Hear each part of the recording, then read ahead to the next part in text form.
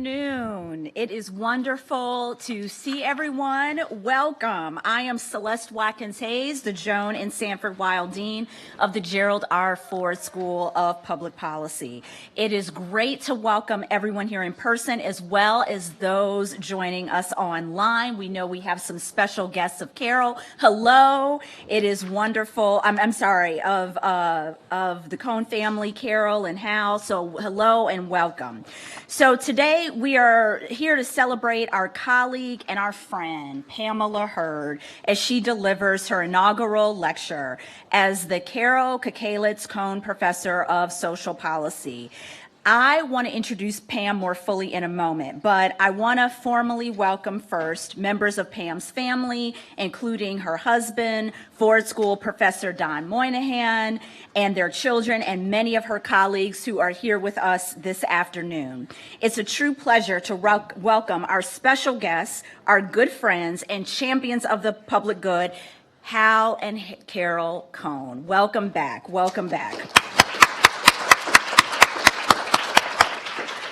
I want to welcome several members of the Kohn family here today, and I also want to welcome several of Carol's friends who, as I mentioned, are joining us online. Thank you for being with us. I'd like to share a little bit about Hal and Carol and the Kohn Collaborative for Social Policy. It's a visionary initiative launched here at the Ford School here in November of 2021.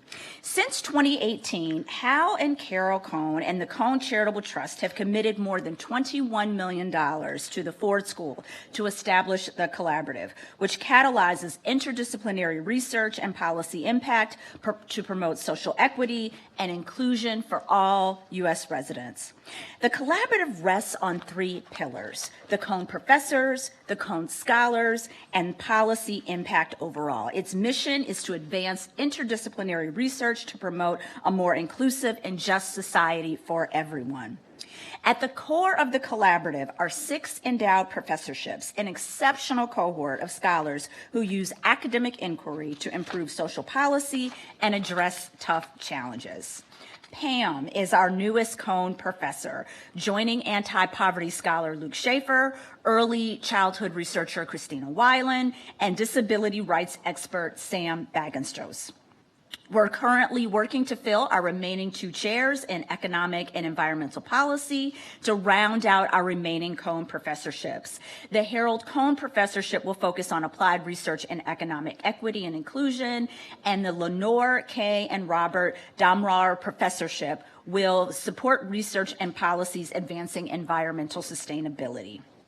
So the Kohn Collaborative also makes it possible for us to currently offer 2 prestigious graduate fellowships, and we are delighted to welcome our current Kohn scholars here today. Second-year student, MPP student Paulina Trujillo, and first-year MPP student Maricel Maribal.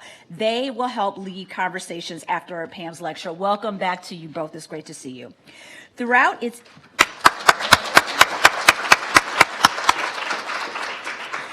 through its infrastructure fund, the collaborative supports seed grants, research, seminars, and workshops, and major domestic social policy events. Hal and Carol have also established a major social policy impact prize here at the Ford School for an individual or organization whose work has had a remarkable impact within a broad range of social policy needs in the United States. And we look forward to awarding that social impact prize in the future.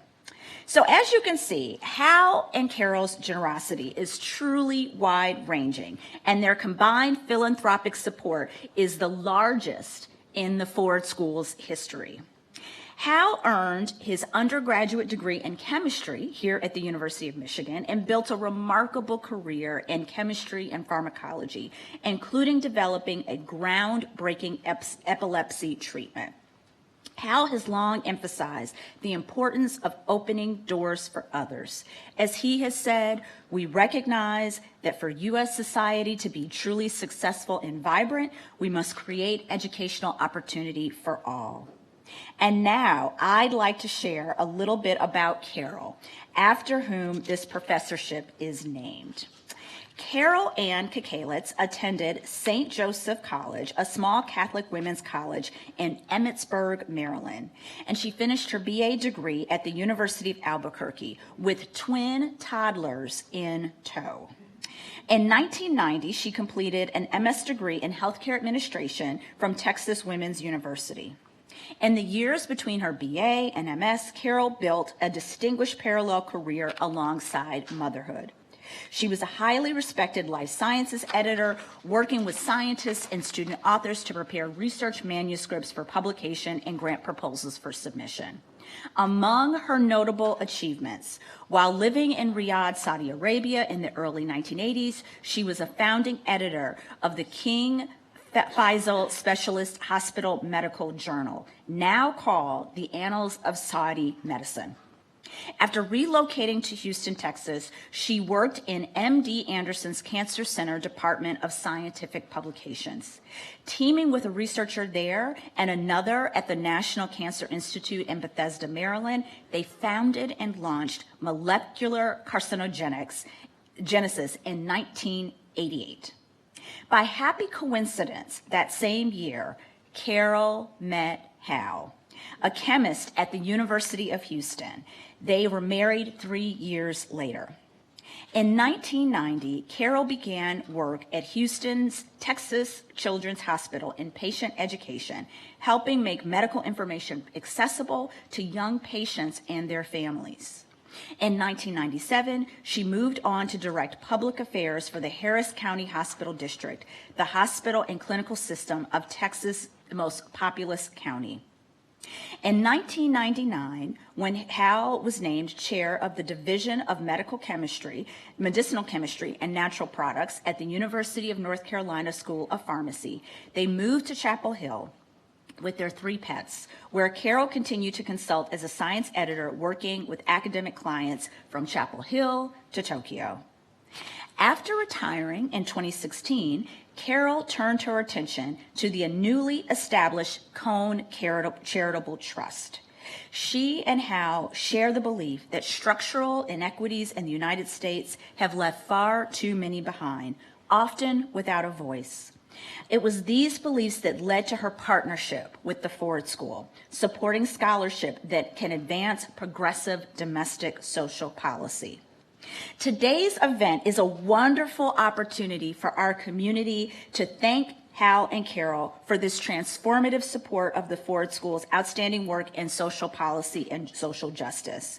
As you hear from Pam today, you will hear many of Carol's passions living through in the work of the scholarship we do at the Ford School.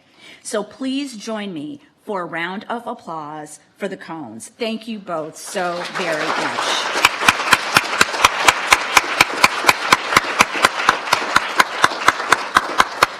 So now it's my pleasure to introduce Pamela Herd. Professor Herd's award-winning research focuses on the drivers of social inequality and the policy tools that can reduce it. Much of her recent scholarship examines administrative burden, the bureaucratic obstacles people face when trying to access government benefits, services, and rights, which she will address today. Pam is a nationally recognized expert in survey research. She's currently a co-principal investigator for the General Social Survey and the Wisconsin Longitudinal Study. In addition, she chairs the National Institutes of Health Data Advisory Board for the National Study of Adolescent Health. Her research has been sponsored for over 20 years by the National Institutes of Health, the National Institute on Aging, and the National Science Foundation. Her book, Administrative Burden, Policy Making by Other Means, has received numerous awards, was reviewed in the New York Times Review of Books, and has helped influence state and federal policy reforms, including executive orders that were issued by the Biden administration. In addition to her book awards, Professor Herd has received the Outstanding Public Engagement in Health Policy Award from the American Political Science Association, the Cole Award, the AARP Innovation Award, and the Wilder School Award for Scholarship in Social Equity in Public Policy Analysis, given by the National Academy of Public Administration. At the Ford School, Pam integrates scholarship and policy practice in both her research and the classroom, mentoring future leaders and supporting hands-on learning experiences. Through the Better Government Lab, which she co-founded and co-directs with Don Moynihan, she fosters partnerships with state agencies and nonprofits that drive improvements in government effectiveness and equity. Her scholarship offers practical insights for making public services fairer and more responsive. After Pam's lecture, our Kohn scholars will lead the Q&A. We'll have a microphone available in the room and for our online audience, so please submit questions through our link on our events page. After today's program, please join us in the Rebecca Blank Great Hall for a reception. And with that, I am honored to welcome my colleague, our colleague, Pam Herd, to the podium.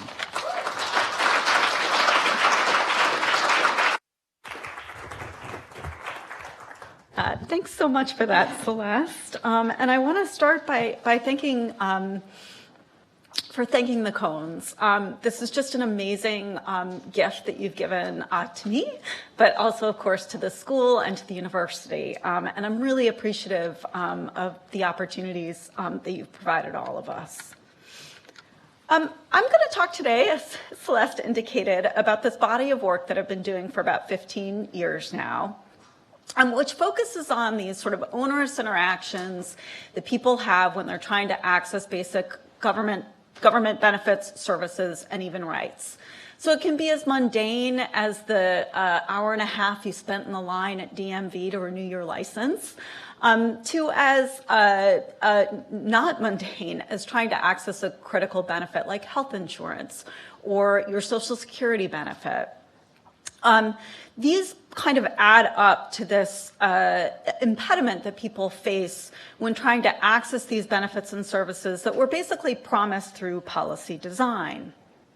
But let me start with a story about how we became interested in this topic and engaged in this body of research. When my daughter was about 18 months old, she was diagnosed with a rare genetic syndrome. And we were living in Wisconsin at the time, still in the Midwest, just another Big Ten. I knew I was teaching health policy. I taught in a policy school. I knew that we could actually get some help because there were going to be some pretty expensive healthcare services, therapies, a bunch of things that were basically she was going to need that her private health insurance wouldn't cover. And I knew there was this amazing program offered through Medicaid for exactly families like mine, actually middle-class families, who needed help with these kinds of services and benefits. So I called up, figured out where to call. I called up the agency. I talked on the phone for about an hour with this woman. And I got to the end of the phone call, and she basically said, you know, ma'am, I'm really sorry, but I don't actually think your daughter will qualify. And here's the thing. I knew she was wrong. I knew the ins and outs of this program. I knew other kids who were on the program. I knew she'd be eligible. But in that moment, you know, like maybe three weeks into this diagnosis with a job, all this stuff going on, it was just sort of more than I could stomach at the time. So I still sort of said, well, send me the packet. But I got the 30-page packet in the mail. I looked at it and I couldn't follow through. And it really hit me in that moment. You know, I was better equipped than most to navigate that process, and I just couldn't get myself to do it. I couldn't get over that hurdle. And so that's just my story. I think the point I'm trying to make here is that there are so many stories just like this, where these policies, in a way, they're promises. They're promises to help us, oftentimes in moments when we're in the most need, when we're the most vulnerable. But we really fundamentally break that promise when we put all of these hurdles in the way. So let me start by kind of talking about specifically really what I mean by administrative burden. I'm going to talk a little bit about the contribution of this, both to existing research, policy debates, and even kind of broader public discussions. I'm going to talk about how it is used actually in research and policy. And then I'm going to talk about the politics of burden. And all I mean by that are sort of the fundamental basics of how these burdens can, like how they're formed, how they actually impact outcomes for people, as well as the tools that we might use to actually fix them.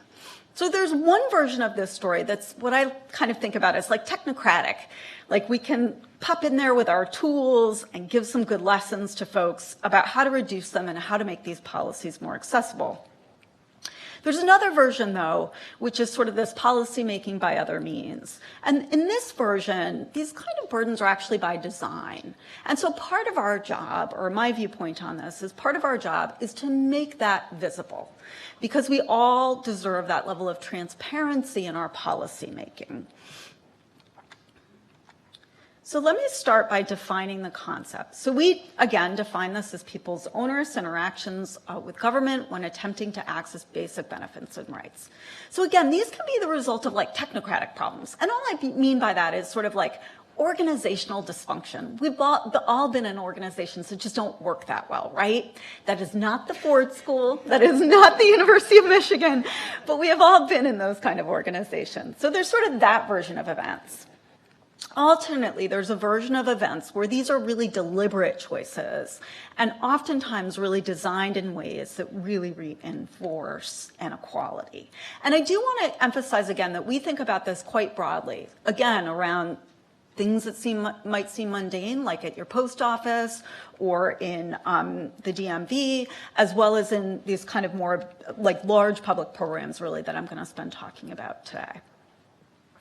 One of the first things that we did was try to develop a language, and I should say, I'll step back here, and I should say we. My collaborator is right there down Moynihan, so that's the proverbial we when I say we.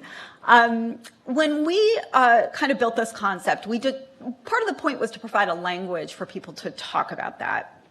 And so let me explain the language for you first, and then I'll explain a little bit about why we thought this was so important. So there's sort of three different kinds of costs: learning costs, compliance costs, and psychological costs. I'm going to use another story to kind of illustrate what I mean by this. So the little boy in the photo is named Abel Sewell. He was about 7 years old at the time. He was living in Tennessee, and he was in remission from cancer. He was on their Medicaid program. We've really grown that program over time. It's become much more generous in terms of the income threshold that people can qualify. So he's on the program. He and his mom show up at the doctor one day for a regular check-in blood work. And his mother finds out that he no longer has Medicaid. They no longer have health insurance for him. So if you can sit with that for a moment, I can imagine, right? Imagine how scary that was, how awful that felt in that moment. So what happened is there were a lot of learning costs in the program. She needed to renew the benefit. She never received the mailer that had all the paperwork that told her that she needed to renew the benefit. So she didn't know how to do that. That was sort of the learning cost embedded in this. There were also just compliance costs. So once she was disenrolled from the program, she spent about 2 years trying to get him back on to Medicaid. So 2 years of paperwork, phone calls, advocacy, and a lot of money. They ended up with a second mortgage on their house because they really needed him to keep accessing healthcare services.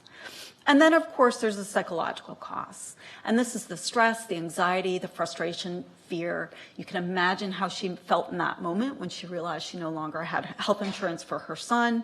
But I think we can also imagine what it felt like for the next 2 years in terms of actually trying to navigate those burdens. Okay. When we started work in this area, it's not that like people didn't pay attention to this. So if you talk to people who studied the food stamp program, right, which provides food assistance for people in need, or people who studied Medicaid, people would talk about some of these challenges. But there wasn't this sort of more universal discourse about it across a range of different policy domains. So people who studied voting, right, and obstacles increasingly that people face when they're trying to register to vote or to actually vote, weren't talking to the people who studied Medicaid or SNAP. And we felt like it would be useful to bring some cohesion across this literature to really help people better understand the sources of these burdens, the consequences of these burdens, as well as to think about ways to reduce them and advocate to reduce them across a wide array of different domains. In applied policy research and practice, and this was especially true actually when I was in graduate school, people oftentimes thought about these burdens as like not a problem, actually. The sense was it was another way to like target a policy. If people really needed these benefits, if Abel's mom really needed those benefits, she would jump through all those hoops. In politics, when we were writing the book in particular, we really did notice this was actually being used a lot, like these kind of administrative burdens as policy making by other means. So to use the example of voting, even when we were writing the book, there's this range of growing efforts basically to make it a little bit harder for people to vote, you know, whether it be a voter ID or long periods needed to register before you could actually vote, whatever the means might be. But they weren't really oftentimes explicitly discussed in policy debates. So when we talked about Medicaid, when we talked about SNAP, we mostly talked about, advocates for those programs at least, would oftentimes talk about expanding benefits, but not really about increasing access to benefits for people who were eligible but just not receiving them.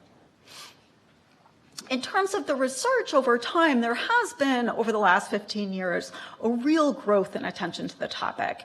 And it's across policy domains. So I'm listing a bunch of social science disciplines here, but I also have collaborators now in public health and schools of medicine. So there's a real growing attention to this, I think, across a range of different areas of research and different domains of policy. And I want to highlight kind of two main findings for this talk in particular, which is I do think it is increasingly clear that these are not just ordeal mechanisms. They're not just another way to target, that in fact they do prevent people who really need these benefits and would really benefit from them from accessing these kinds of benefits, services, and rights. And there's also, I think, growing evidence related to this, that this is an important site if we wanted to kind of understand inequality and the role that policy and the state more broadly impact inequality. There's also, I think, growing public awareness. So I guess the way that I would categorize this is making these burdens much more visible in existing debates. I'm going to really talk about this with recent Medicaid reforms. But generally speaking, compared to, I would say, 15 or 20 years ago, there is a real acknowledgement. We see a lot of people writing about it. Journalists, Annie Lowry is writing a book on the time tax. It repeatedly comes up, and I think actually the pandemic was a real spurn for people to pay attention to it, because people were really, at mass scale, really living this when they were trying to access unemployment insurance, for example.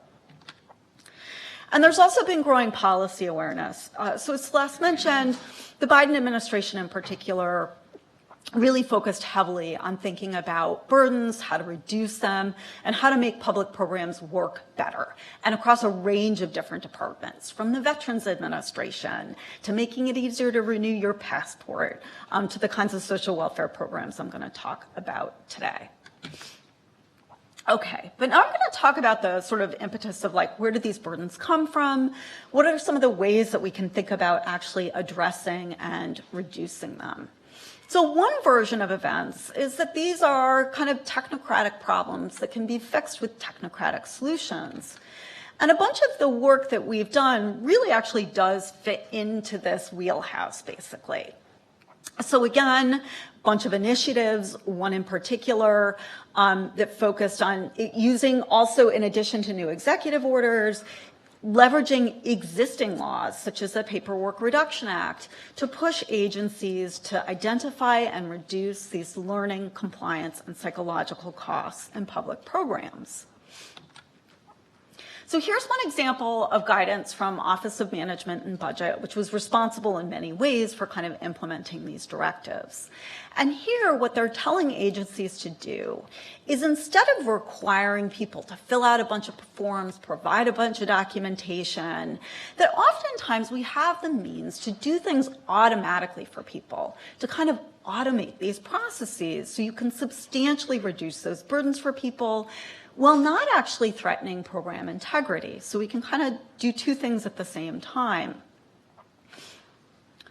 And this became a really important tool actually at the end of the pandemic. So just as a reminder, I'm going to talk a little bit about the Medicaid program. The Medicaid program provides health insurance for low-income families, also primary source of public funding for long-term care. It's a huge program. One way to get your head around it is that about half of children will be on the Medicaid program at some point in their childhood. It's a huge program and with long-standing benefits for health and well-being across the life course. Now, we know the program is important, so starting in June of 2023, the federal government basically decided, actually Congress decided, that we weren't going to require people to renew their Medicaid eligibility. So instead of, to ensure basically no one got kicked off the program, we let folks stay on the program rather than doing the sort of annual renewal that's fairly typical. And as I pointed to with the story with Abel was not that unusual. It's a common point in the process for people on Medicaid, eligible people, to lose coverage, that renewal period. So in normal times, this is challenging. During the pandemic, the sense was this was just going to be too much for people. So we kept people on. But in June of 2023, states were faced with renewing eligibility for 90 million Medicaid beneficiaries. So there's enormous amounts of concern about what was going to happen in terms of the extent to which we were going to see coverage loss that shouldn't happen, basically. And indeed, at the very beginning, there was a lot of coverage loss that probably shouldn't happen. So in the first 3 or 4 months, about 70% of people who were disenrolled from Medicaid were disenrolled because effectively they didn't finish the paperwork for some reason. The administrative process was not completed. Now, some of these people certainly were losing coverage because they didn't really need the benefit anymore, but we do know that a lot of people, including a lot of kids, were losing coverage even though they were still eligible. So at the time, in line with this sort of guidance, the federal government really fixated on finding tools to increase retention in the program by using automation. So we conducted a study that was just published in the last year that focused on this intervention on the part of the Biden administration to increase ex parte renewals or increase automated renewals in the Medicaid program. And this intervention, which I'll briefly explain, did in fact increase automated renewals by 20%, and then it increased the fraction of people staying in the program by 8%.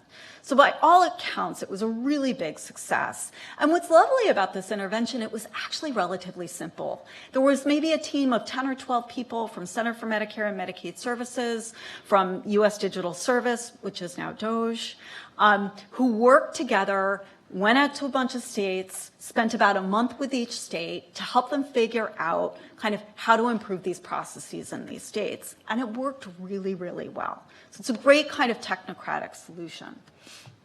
The second example I'm going to give you is from the SNAP program. So SNAP is a supplemental nutritional assistance program. This is a program effectively that feeds people, right? The whole point of this program is to provide nutrition assistance for people who are struggling economically. And again, to give you a sense of scale, similar to Medicaid, about half of children will be on SNAP benefits at some point during their childhood. It's a huge program. And there's also a significant amount of evidence at this point that there are long-term beneficial impacts on health and a range of other outcomes well into midlife. So we focused on this evaluation work we basically did it was a collaboration between a nonprofit called Code for America and Boulder County in Colorado, where they were trying to effectively reduce burdens in their SNAP program in Colorado to increase access to benefits. And so here's the problem, which is that a lot of people who are eligible for SNAP don't get the benefits. So on average, it's somewhere around 20%. Colorado fits in that they fit in that kind of bucket of about 20% of people qualifying who don't receive those benefits. And what is true in Colorado, which is true in a lot of places, is one of the hangups for people is that they don't complete an interview, which is a part of the eligibility process. Now, one really thing that is interesting about it is that these interviews actually you're no longer required to go in person, which was done they removed that requirement maybe about 15 years ago, and it was done to make the program easier to more accessible actually. But still, people really struggle to complete the interview, in large part because these are low-income working populations, and they're in jobs that don't give them a lot of flexibility. And what happens is that they are sent a letter that gives them a time of their interview and basically says, you have to complete this interview, call this number at this time on this day.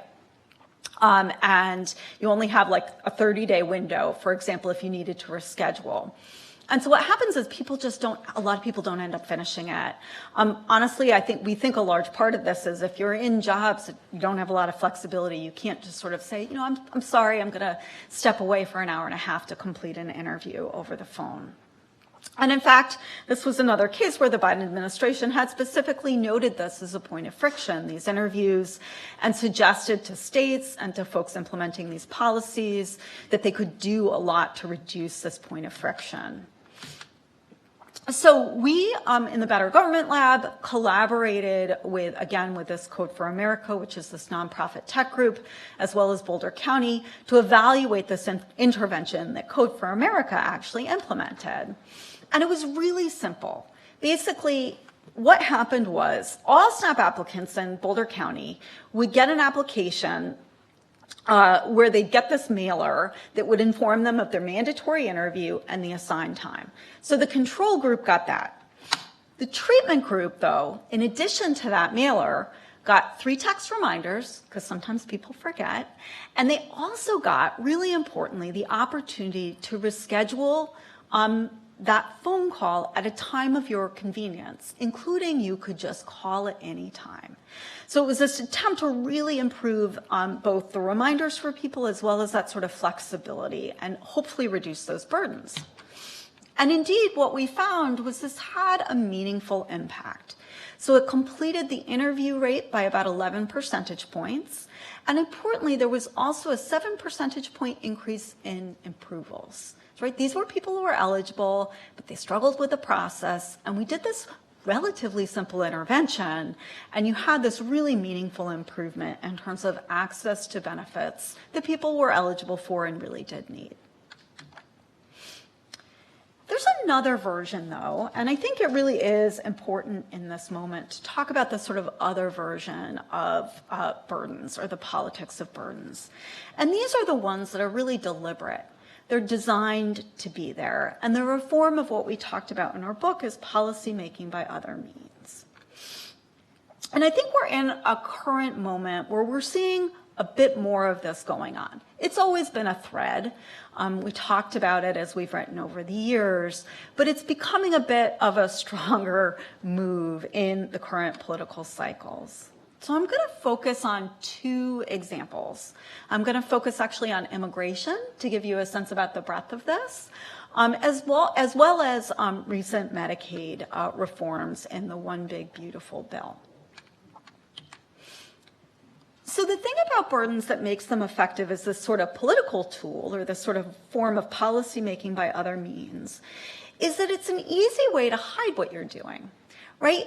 Most of us really don't want to pay attention to the underlying bureaucratic processes in our own university, right? If for those of us in universities or in your workplace, let alone in government, right? It's hard to see that stuff. We're oftentimes not aware of it. We don't understand how the processes work. And there's just a lot going on beneath the surface. So it becomes an easy place to kind of jigger with things without people really understanding what's going on. So that's one way it can be really effective. A second way it can be effective is we use this sort of term, veil of legitimacy. So the idea here is that they can be used to kind of justify adding burdens when you're really trying to achieve a different goal. But you have a good reason for it. So I'm going to give you a few examples. I'm going to give you examples of kind of both of these approaches and why they're actually really effective as political tools, and why it's probably important to kind of bring transparency to these kinds of processes, or these political processes. So the first one I'm going to talk about are immigration. So this is some work we've done over a series of articles that was focused on the period from 2016 to 2020, where publicly, I think what we all saw in the news was really visible attempts to change immigration policy, right? We saw, similar to what we see now, we maybe saw arrests or people in airports or stories about people being maintained, and that was sort of the focus of what was going on in the media. In practice, though, especially from 2016 to 2020, a lot of what was actually going on was happening very quietly within the executive branch and very quietly within immigration agencies. So we tried to document this to understand kind of the extent of what was going on kind of beneath the surface. So there were actually during this period a total of 36 formal executive legal power actions, or what we think of as executive orders, and 42 formal administrative directives. It's like a memo that people get in an agency, and that would say basically, instead of doing it that way, we're going to do it this way. Including the public charge rule. That was a more significant change, which I will talk about in a minute.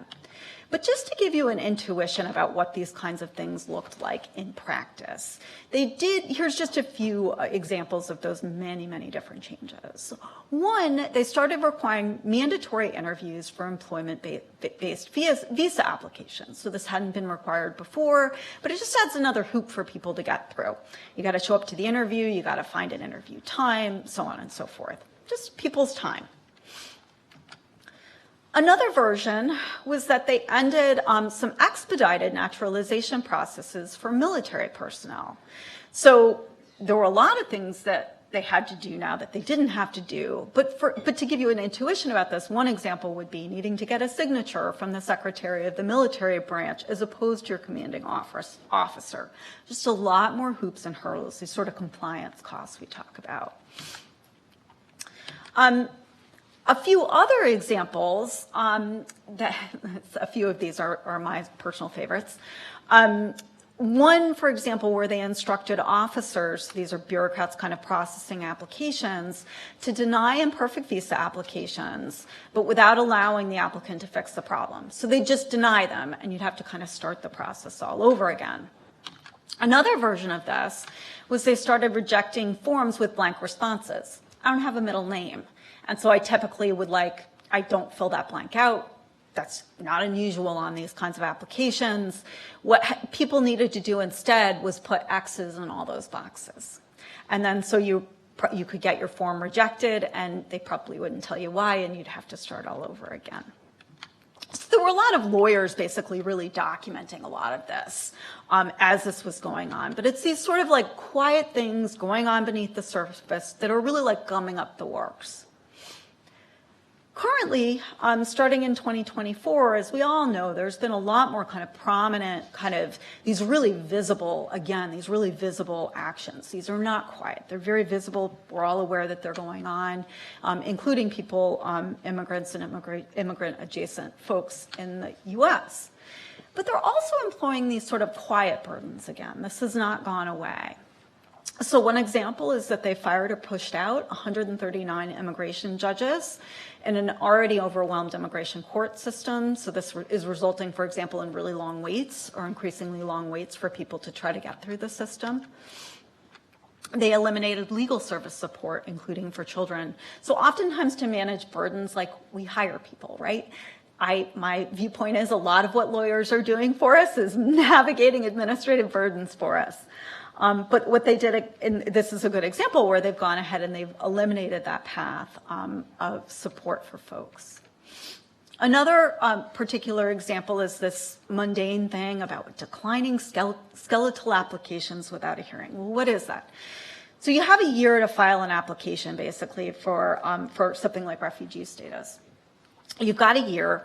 What happens in practice, because it's a very difficult process to actually complete, historically what people did was they would file a skeletal application to get in within that year, and they'd be kind of allowed to fill that in. They're no longer allowing that. They're just sort of denying applications because they're not completed. Another thing that they're doing is discussions about changing the public charge rule. So I wanted to talk about this because this rule has a downstream impact. So the public charge rule is just this basic idea that if you're going to be in the U.S. and you're going to attain kind of residency status in the U.S. and especially citizenship status, you have to be able to demonstrate that you're effectively mostly economically independent, that you're not going to primarily rely on the government. So this is like really murky territory about how you do it. There have been long standards about how you did it, that under the first Trump administration, they made those rules tighter, basically. They made it kind of stricter.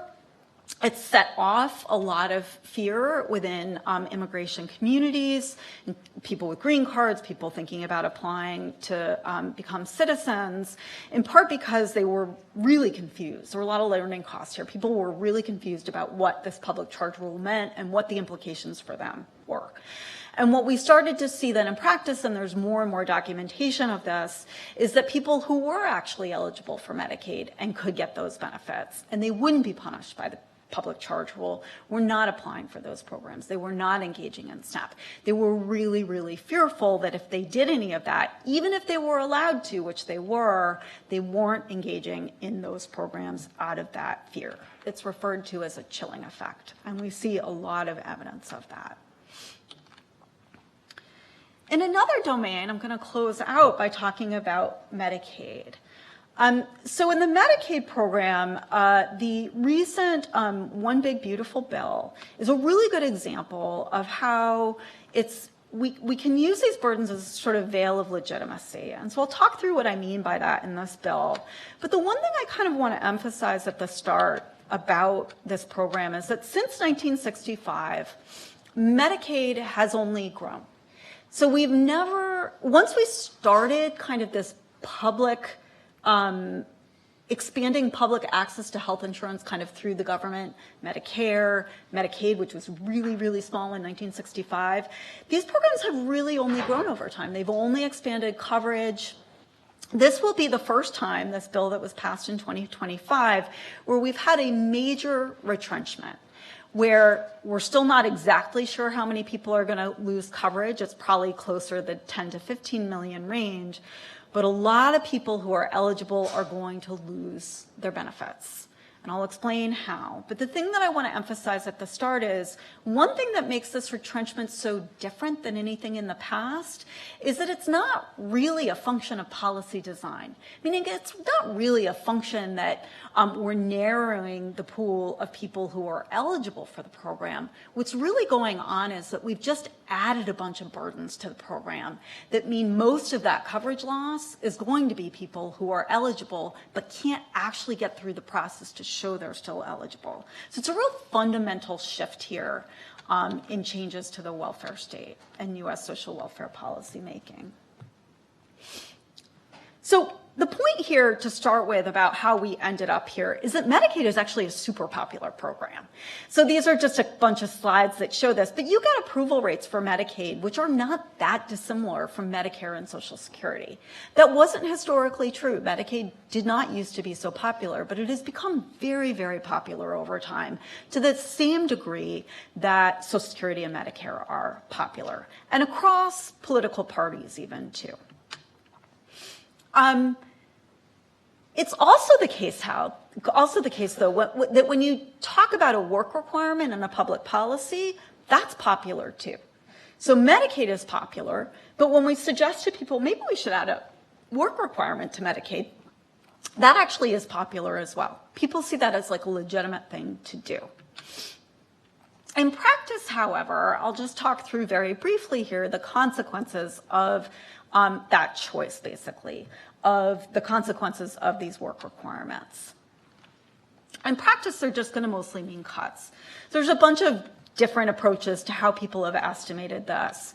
But in practice, a very, very small fraction of people should lose coverage as a function of these work requirements, these new work requirements in the Medicaid program. Somewhere in the order of like 5 to 6%, maybe 10%, but not a huge number of people. That's not the scale of the loss that's going to come here. And why is that the case? This is the case because it's really hard to implement these. So most people are already working in Medicaid. So most people are either already working or they have a qualifying criteria that means they don't have to meet the work requirement. They're either disabled, they have small children, there's like a whole range of these different exceptions.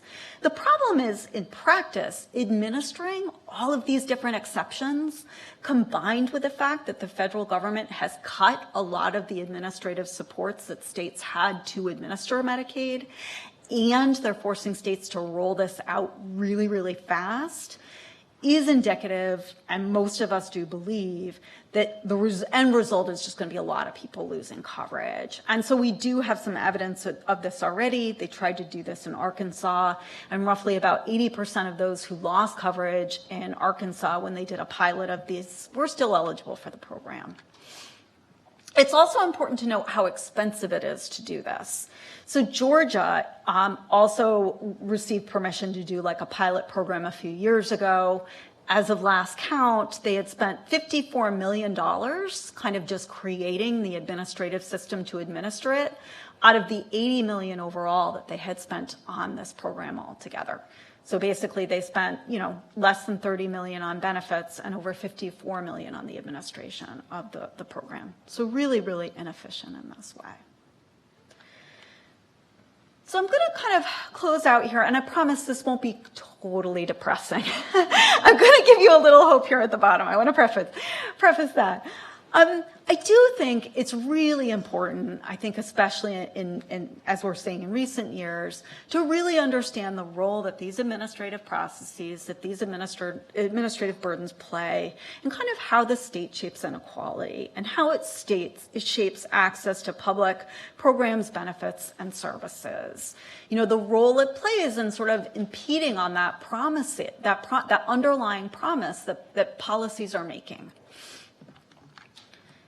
And again, I think we're in an era where we are actually seeing more attempts to use these burdens as this sort of veil of legitimacy to really hide what we're actually trying to do.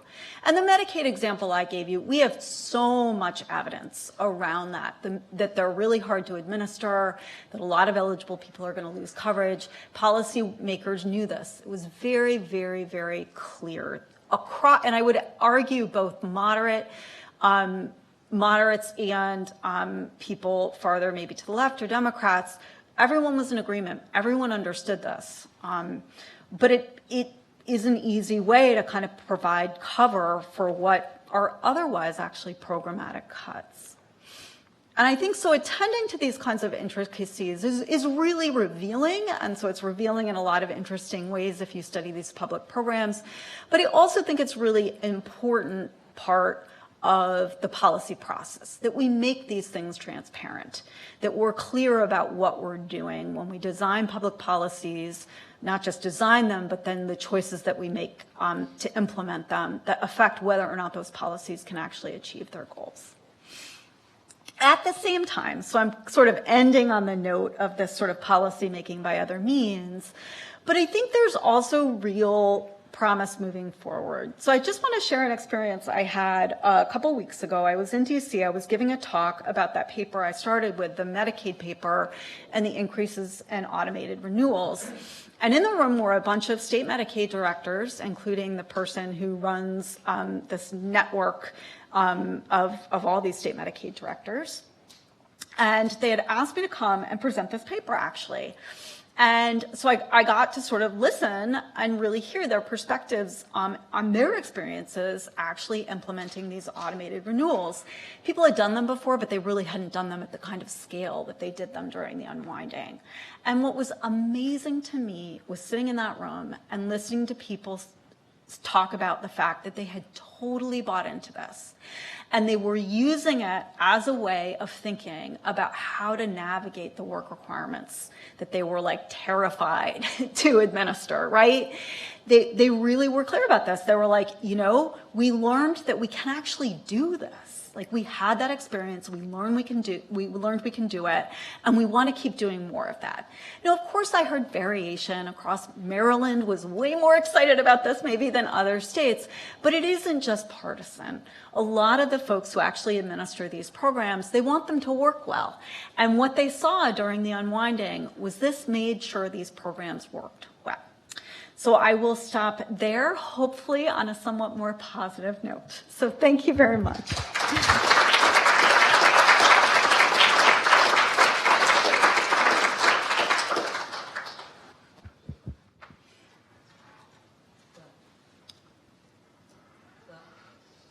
You hear me?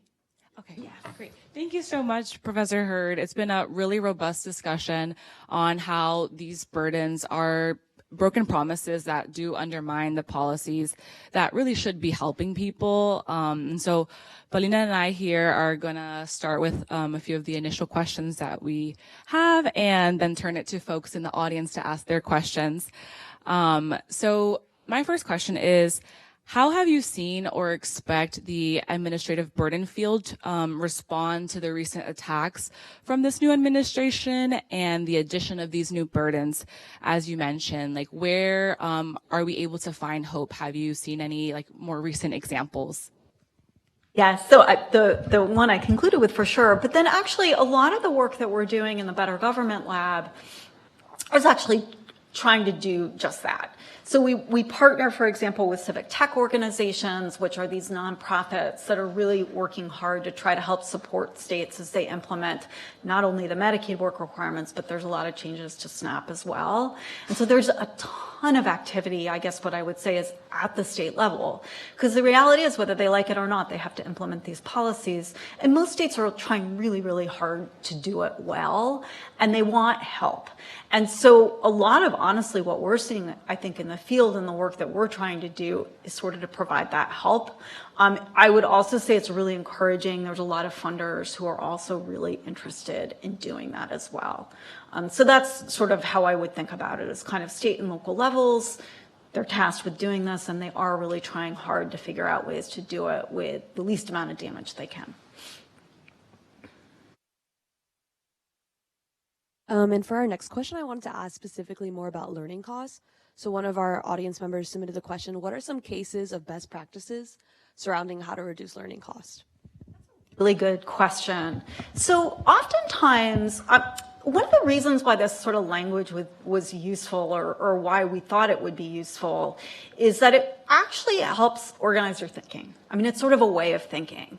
And so if you can kind of organize your thinking around different types of problems in relationship to these administrative burdens, like what you do for each of them varies. So I'll sort of preface it with that. Learning costs and targeting learning costs are actually really, really effective when you don't have a lot of compliance costs. So when the real issue is, right, and these are, I'm sure people are familiar, or some people might be familiar with nudges, right? So I just send you a little reminder because otherwise you might forget. Those kinds of interventions to reduce learning costs do work really, really well when we don't have a lot of compliance costs. They don't work quite as well, and I think there's an increasingly good evidence base to show this, when you also have a lot of compliance costs. Those are the things, the paperwork, the documentation, the amount of time that people spend, sometimes the amount of money you have to spend, that really do people in, basically. So yeah, that would sort of be where I think it's most effective, is when you have those kind of information interventions you can do, but you don't have to navigate a ton of red tape. From the audience now? Oh, can you hear me okay? Thank you so much for the discussion today. I'm a social work student, so I apologize if this is a little social worky, but my question is, what type of damage, if any, do you think burdens create in terms of how effective or legitimate services will be in the future? To me, it's like if people can't trust the government or have trauma around getting services, what kind of damage does that do to the future of the government to be legitimate or to operate? Yeah, it's a really, really good question. And, you know, I should point out here one of the primary executive orders from the Biden administration was that the tail end of it was to increase trust in government. And I think, so you're picking up on something which I think we all really worry about, is when you have a ton of negative interactions, you know, your ability to trust the government moving forward is probably reduced. There's a kind of growing literature that is trying to look at this actually and trying to estimate how much it matters, as well as different interventions that might reduce it. We did kind of a survey in Minnesota when they transitioned to a lot of automation actually for their Medicaid program. And we did find some evidence, or we think we found some evidence that support the idea that having gone through that automated process to receive benefits as opposed to through the kind of more onerous filling out your paperwork, providing your documentation and all of that did somewhat increase people's positive perceptions of government in Minnesota. But it is like a real active area, I think, that people are trying to better understand.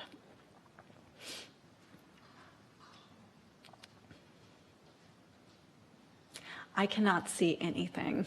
So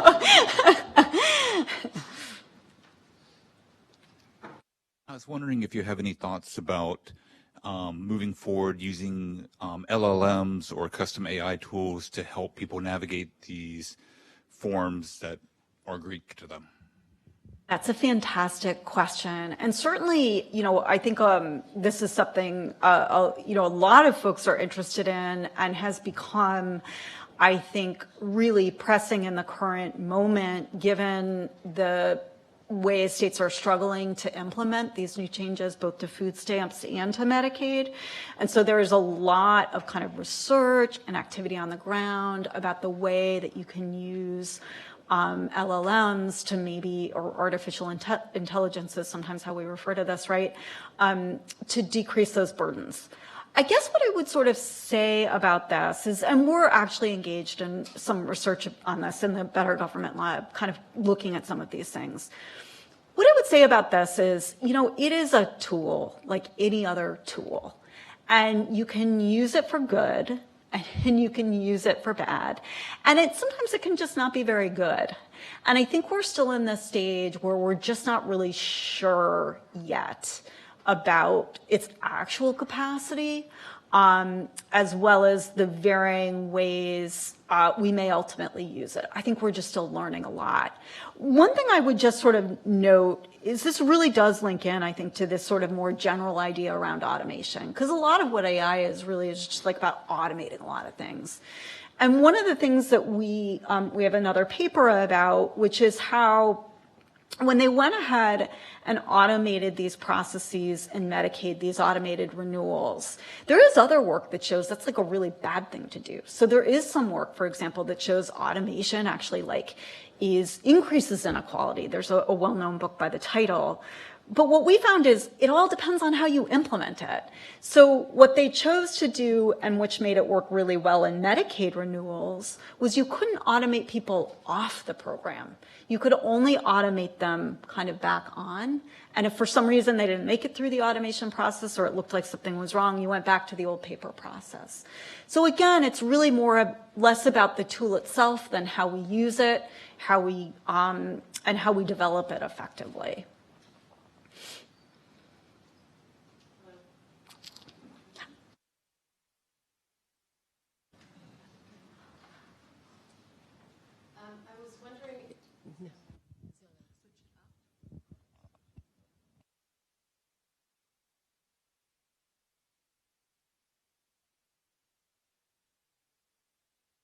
What have you learned from other countries? Are there places that are doing a better job than we are?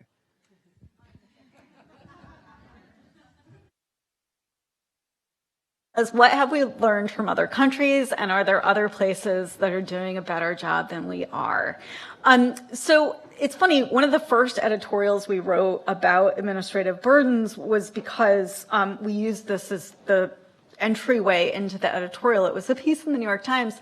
We were living in England at the time, and people talk a lot about the public health service in England because, right, you don't have to pay, and there isn't the same fear as in the US around the cost of it.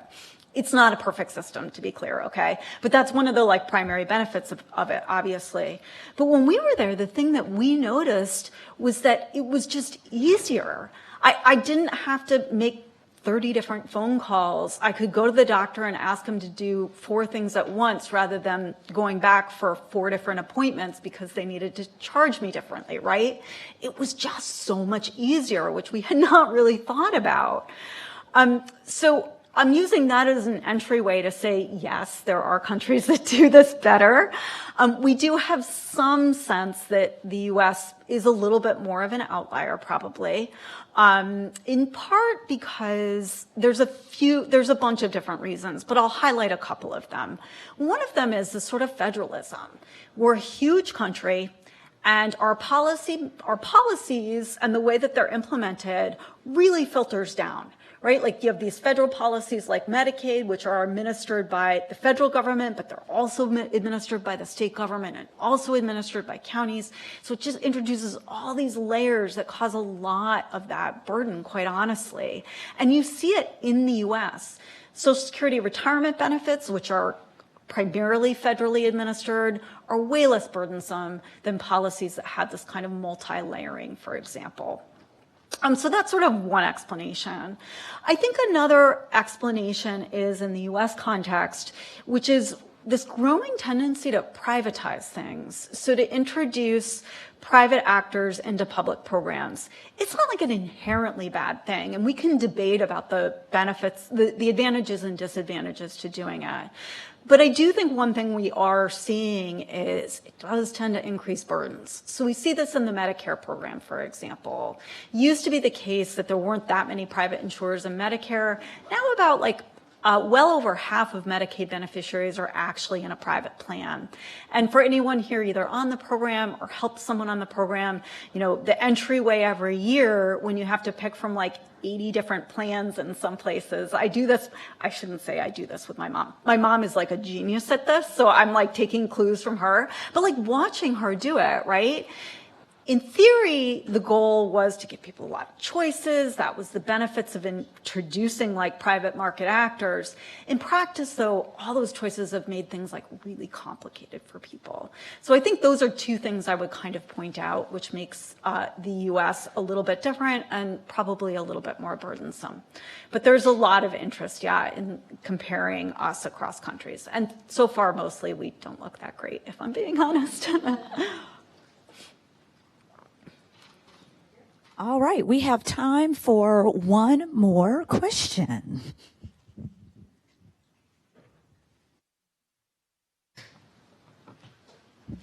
Thank you so much for this talk. I'm the director for the Center for Disability Health and Wellness, and so I'm very interested in what you had started with, the disproportionate impact of some of these administrative burdens, whether because of poverty, whether because of language access, or whether because of cognitive or various other types of access to knowledge, information, technology, transportation, various pieces here. I'm really glad to be closing with this question, actually.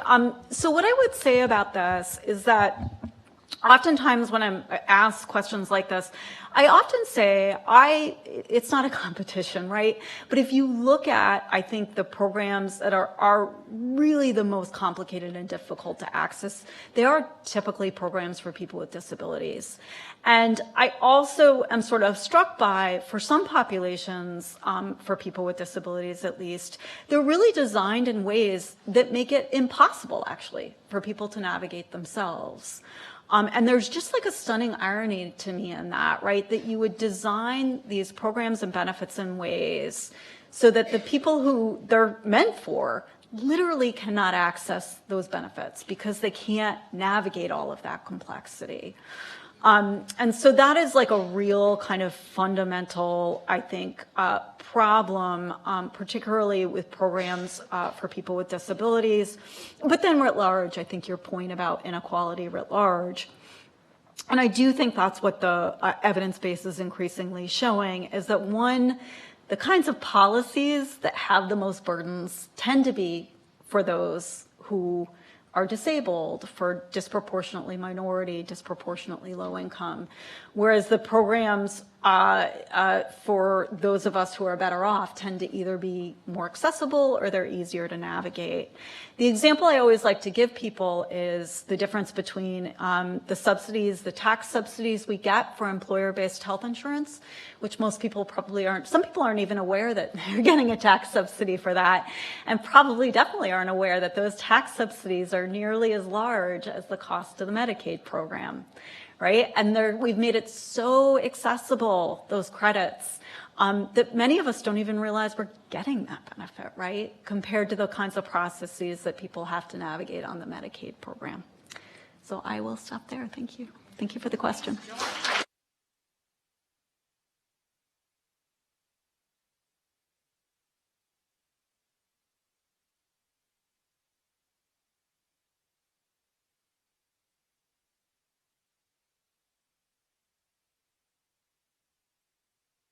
We invite you to join us in the Rebecca Blank Hall for more conversation. Thank you so much.